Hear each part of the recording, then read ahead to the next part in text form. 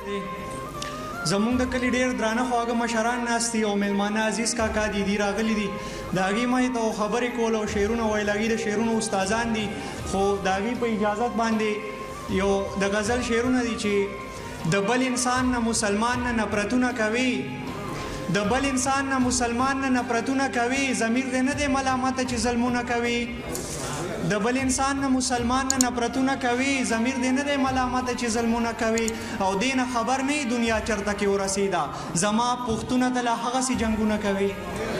دې نه خبر نه دنیا چرته کې ورسېده، زما پښتونه ته لا هغسې جنګونه کوي. او لاس کې تسبیح ګرځوي او زړه دې له بغضه ډک دی.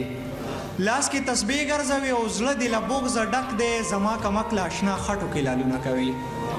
او ته حج له لاړې ستا ګاونډ کې چا د لوږې جړل، ته حج له لاړې ستا ګاونډ کې چا د لوږې جړل، حج دې قبلېږي نه ته هسې طوافونه کوي.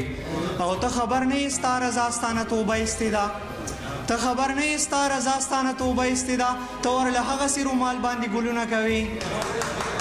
او دا دوه شعرونه دي، وایي چا چې د حق او د ایمان په لاره تګ کړی دی، چا چې د حق او د ایمان په لاره تګ کړی دی، هغې سړي تل د زندان په لاره تګ کړی دی. مینه خورول جنګونه نه کول او امن غوښتل، موږ همیشه د باچا خان په لاره تګ کړی دی.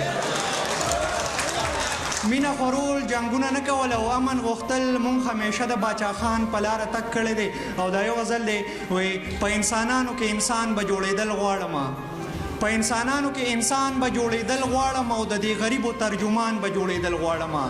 او زما د پلار هر یو ارمان به پوره کوم قسم دی، د خپلې مور د کلي خان به جوړېدل غواړم. او ته به یې ووینې اغیاره خو چې وخت راشي، ته به یې ووینې اغیاره خو چې وخت راشي، پښتو به ګټم افغان به جوړېدل غواړم.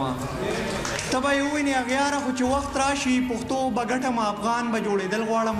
او ته د سپوږمۍ خبرې کې جانانه زه پښتون یم، ته د سپوږمۍ خبرې کې جانانه زه پښتون یم، سپوږمۍ خو ښکته د اسمان به جوړېدل غواړم. او ته د سپوږمۍ خبرې کې جانانه زه پښتون یم، سپوږمۍ خو ښکته د اسمان به جوړېدل غواړم. او د پښتنو حق به د هر ظالم نه غواړم رضا، دې پښتنو له باچا خان به جوړېدل غواړم.